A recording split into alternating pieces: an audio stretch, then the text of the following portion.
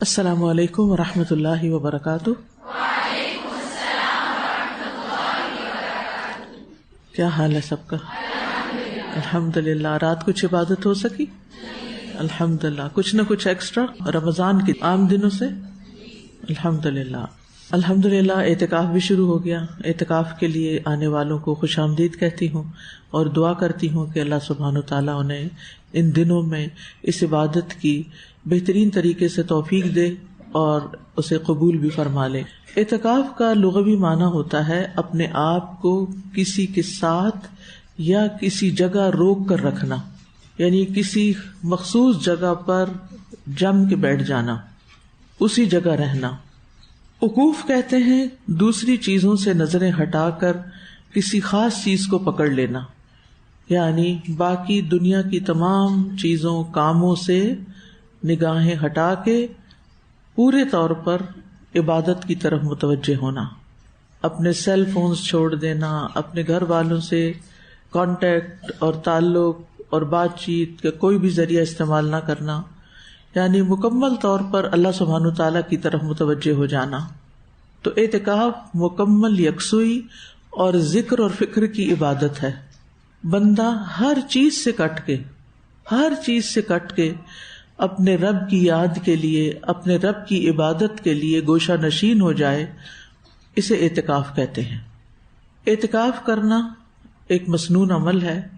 یہ اللہ تعالیٰ کے قرب اور اجر و ثواب کا باعث ہے کہ بندہ اس کی خاطر سب کچھ چھوڑ کر آ جاتا ہے اللہ کے گھر میں۔ رسول اللہ صلی اللہ علیہ وسلم نے فرمایا، اللہ تعالیٰ فرماتا ہے، اور فرائض کی ادائیگی سے زیادہ بندہ کسی چیز سے میرا قرب حاصل نہیں کرتا، یعنی سب سے زیادہ اللہ تعالیٰ کا قربت بندے کو اس وقت نصیب ہوتی ہے جب وہ اپنے فرائض ادا کرتا ہے، اور میرا بندہ مسلسل نوافل کے ذریعے میرا قرب حاصل کرتا رہتا ہے یہاں تک کہ میں اس سے محبت کرنے لگ جاتا ہوں۔ یعنی جب آپ نفلی اعمال مسلسل کرتے ہیں، اپنی عادت بنا لیتے ہیں، تو وہ اللہ کی محبت حاصل کرنے کا ذریعہ ہے۔ یعنی اعتکاف کے 10 دنوں میں آپ مسلسل جو عام عبادات سے بڑھ کر عبادت کریں گے، پھر باقی زندگی میں بھی اس کا کچھ نہ کچھ حصہ لے کر جائیں گے، تو یہ انشاءاللہ آپ کے لیے اللہ کی محبت کے حصول کا ذریعہ ہوگا۔ اعتکاف کی روایت شروع سے چلی آ رہی ہے۔ ہم دیکھتے ہیں کہ جب ابراہیم علیہ السلام نے خانہ کعبہ کی تعمیر مکمل کی تو اس وقت دعا کی کہ اللہ تعالیٰ اس کو قبول کر لے، اور پھر اللہ تعالیٰ نے ان کو حکم دیا، ان سے عہد لیا کہ وہ اللہ کے گھر کو پاک اور صاف رکھیں گے جس میں اللہ کے بندے عبادت کرتے ہیں۔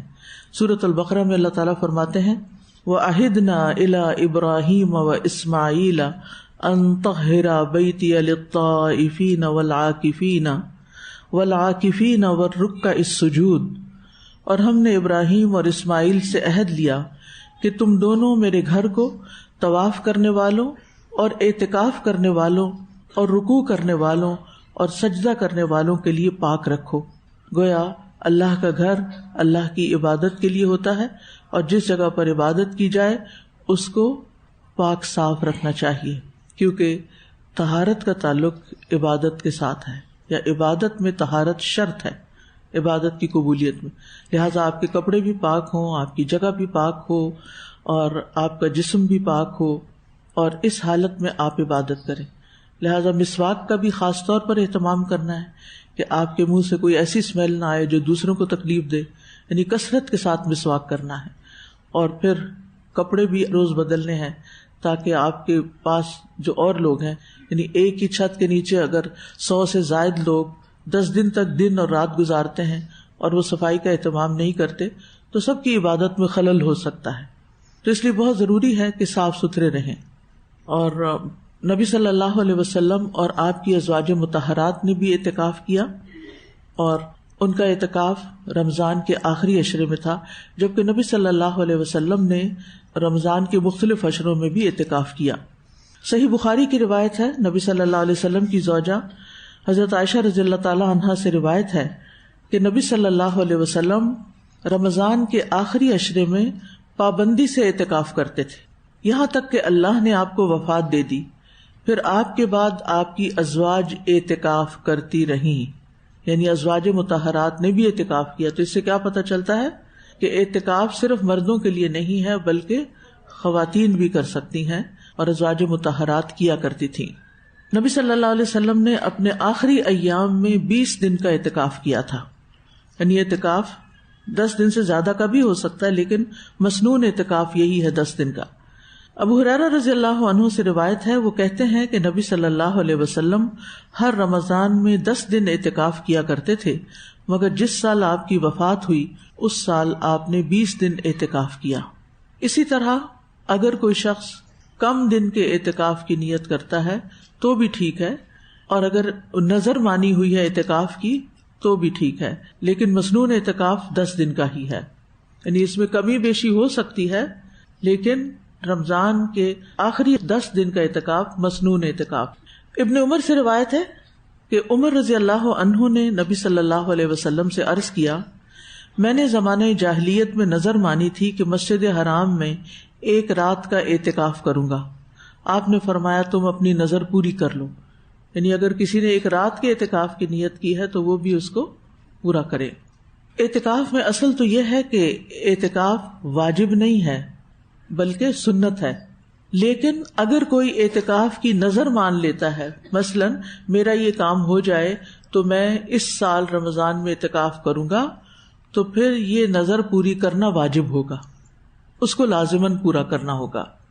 نبی صلی اللہ علیہ وسلم نے فرمایا، جس نے اللہ کی اطاعت کرنے کی نظر مانی اسے اطاعت کرنی چاہیے، اور جس نے اللہ تعالیٰ کی نافرمانی کی نظر مانی وہ نافرمانی نہ کرے. یعنی اعتکاف کی اگر مانی ہے یا نماز کی یا کسی چیز کی تو پوری کرنی چاہیے، لیکن اگر کسی نے کسی گناہ کے کام کی نظر مان لی ہے یا کسی بدعت کی، یا مثلاً کہا کہ اگر میرا یہ کام ہو جائے تو میں فلاں مزار پہ جا کے چڑھاوا چڑھاؤں گی، تو وہ پوری نہیں کرنی چاہیے. پھر یہ ہے کہ اعتکاف مسجد میں ہوتا ہے. قرآن مجید میں آتا ہے وَلَا تُبَاشِرُوهُنَّ وَأَنْتُمْ عَاكِفُونَ فِي الْمَسَاجِدِ، کہ تم عورتوں سے مباشرت نہ کرو جبکہ تم مساجد میں اعتکاف کر رہے ہو. اعتکاف کسی تنہائی یا بغیر تنہائی کے نہیں ہوتا. یعنی اعتکاف کا مطلب یہ نہیں کہ انسان کسی پہاڑی علاقے میں کسی ہل ٹاپ پہ چلا جائے اور وہاں اکیلا جا کے بیٹھ جائے، یا پھر اپنے گھر میں بیٹھ جائے اور وہ سمجھے کہ میں اعتکاف کر رہا ہوں کیونکہ میں سب لوگوں سے کٹ کے الگ ہو گیا ہوں. تو صرف کٹ کے الگ ہونا ہی اعتکاف نہیں ہوتا، بلکہ اس کے لیے عبادت گاہ میں جانا چاہیے. کسی غار میں جا کے اعتکاف نہیں کر سکتے، کسی قبر کے پاس اعتکاف نہیں ہوتا، نہ ہی کسی اور مقام پر، جیسا کہ مشرکین اپنے بتوں پر اعتکاف کرتے تھے. تو جس مسجد میں نماز باجماعت ادا کی جاتی ہو وہاں اعتکاف کیا جا سکتا ہے. جیسے اس حال میں آپ اعتکاف کر رہے ہیں تو یہاں جمعہ کی نماز بھی throughout the year regular ہوتی ہے، تراویح ہوتی ہے، قیام ہوتا ہے، اور کچھ نمازیں بچیاں جماعت سے بھی یہاں پڑھتی ہیں. پھر یہ مسجد کے بالکل اوپر والی چھت ہے، یعنی آپ مسجد کی چھت پر بیٹھے ہوئے ہیں اور اس کا تعلق مسجد کے ساتھ، یعنی یہ ہال کنیکٹڈ ہے. اسی طرح سوال پیدا ہوتا ہے کہ کیا عورتیں اپنے گھر میں اعتکاف کر سکتی ہیں؟ تو اس کی کوئی دلیل نہیں ملتی، کیونکہ اعتکاف مسجد میں ہی ہوتا ہے. اسی لیے نبی صلی اللہ علیہ وسلم کی ازواج نے نبی صلی اللہ علیہ وسلم سے مسجد میں اعتکاف کی اجازت طلب کی تو آپ نے انہیں اجازت دے دی. حالانکہ دن رات وہاں رہنا تھا، لیکن آپ نے اس کی اجازت دی. اور نبی صلی اللہ علیہ وسلم کی وفات کے بعد بھی وہ مسجد جا کر ہی اعتکاف کرتی تھی. حالانکہ آپ جانتے ہیں کہ ان کے گھر مسجد کے ساتھ ساتھ بنے ہوئے تھے، تو انہوں نے گھروں میں اعتکاف نہیں کیا بلکہ نکل کر مسجد کے ایریے میں کیا.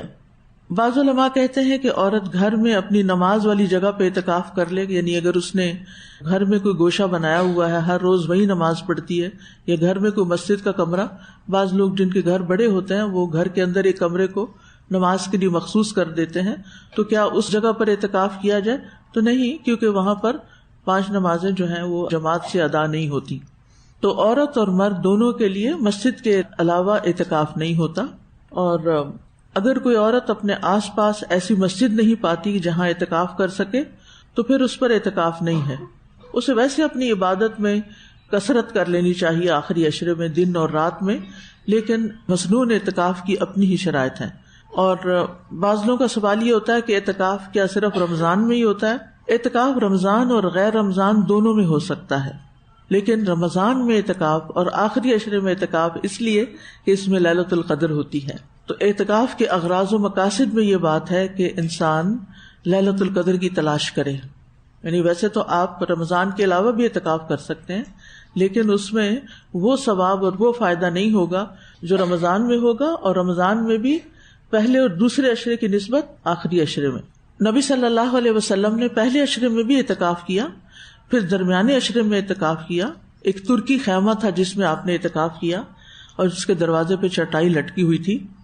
ابو سعید کہتے ہیں نبی صلی اللہ علیہ وسلم نے اپنے ہاتھ سے وہ چٹائی خیمے کے کنارے کی طرف کر کے اپنا سر نکالا اور لوگوں سے بات کی تو لوگ آپ کے قریب ہو گئے. یعنی لوگوں سے اس خیمے کے اندر سے ہی آپ بات کرتے تھے. تو اس سے یہ پتہ چلتا ہے کہ آخری عشرے میں اعتکاف کا بنیادی ہدف اور مقصد کیا ہے، لیلۃ القدر کا حصول، اور یہ آخری عشرے کی راتیں اور دن اللہ تعالیٰ کی عبادت میں بسر کرنا، کیونکہ لیلۃ القدر جو ہے وہ 1000 مہینوں سے بہتر ہے. تو نبی صلی اللہ علیہ وسلم کو اس رات کا علم ہونے سے پہلے آپ اس کی تلاش و جستجو میں تھے. یعنی پہلے آپ کو علم نہیں تھا کہ آخری عشرے میں ہوتی ہے لیلۃ القدر، اسی لیے آپ نے پہلے عشرے کا بھی اعتکاف کیا، پھر درمیانے کے کیا. پھر جب آپ کو یہ پتا چلا کہ آخری عشرے میں ہے تو پھر آخر تک آخری عشرے میں ہی کیا. اعتکاف کے کئی ایک مقاصد ہیں جن میں سب سے کٹ کر اللہ کی طرف متوجہ ہونا، یعنی اس کی اصل روح اور نچوڑ کیا ہے کہ آپ کا پورا دھیان اللہ سبحانہ وتعالیٰ کی طرف ہو اور باقی تمام چیزوں سے آپ بے نیاز ہو جائیں. اس میں عبادت، نماز، قرآن مجید کی تلاوت، ذکر، اذکار اور دعا کے لیے آپ کو مکمل یکسوئی ہونی چاہیے. اور اس میں آپ دیکھیے کہ اپنا ٹارگٹ سیٹ کریں، پھر آپ اس کو زیادہ بہتر طور پہ میٹ کر سکتے ہیں. مثلاً آپ سوچیں کہ میں نے اس عشرے میں کم از کم ایک قرآن پاک مکمل تلاوت کا کرنا ہے، یا 2 کا کرنا ہے، یا 3 کا کرنا ہے. 3 تک تو جا سکتے ہیں کیونکہ ہر 3 دن میں ایک قرآن ختم کیا جا سکتا ہے. پھر اسی طرح روزے پہ اثر انداز ہونے والی تمام چیزوں سے اپنے آپ کو محفوظ رکھنا ہے، اور دنیاوی مباح کاموں میں نہیں پڑنا، یعنی اس سے بھی زہد اختیار کرنا ہے. یعنی بعض لوگ کپڑے دھونے، استری کرنے اور کاموں میں لگ جاتے ہیں، یہ کام نہیں کرنے چاہیے. ہونا یہی چاہیے کہ آپ کے پاس ان 10 دنوں کے دھلے ہوئے کپڑے ہوں اور آپ ایک دن پہنتے جائیں اور باقی ساتھ رکھتے جائیں اور اپنا وقت بچائیں. یعنی اپنے وقت کو اعتکاف کی جگہ کے علاوہ کہیں اور کم سے کم استعمال کریں، اور صرف ضرورت کے تحت کسی سے بات کریں، کوئی ڈسکشن اور آپس کی باتیں اور کسی قسم کی سوشلائزنگ، مثلاً کھانے کے وقت باتیں شروع کر دینا یا چائے پیتے وقت باتیں، بلکہ اس وقت بھی مکمل دھیان اللہ تعالیٰ کی طرف ہونا چاہیے کیونکہ آپ عبادت کے لیے آئے ہیں. نبی صلی اللہ علیہ وسلم خیمہ لگانے کا حکم دیتے اعتکاف کے لیے، تو مسجد کے اندر آپ کے لیے خیمہ لگا دیا جاتا اور آپ لوگوں سے علیحدہ رہتے اور اپنے رب سے لگاؤ لگا لیتے، حتیٰ کہ واقعتاً آپ کی لوگوں سے خلوت پوری ہو گئی. یعنی اس میں اصل چیز ہے کہ انسان لوگوں سے تنہائی اختیار کرے، خلوت اختیار کرے.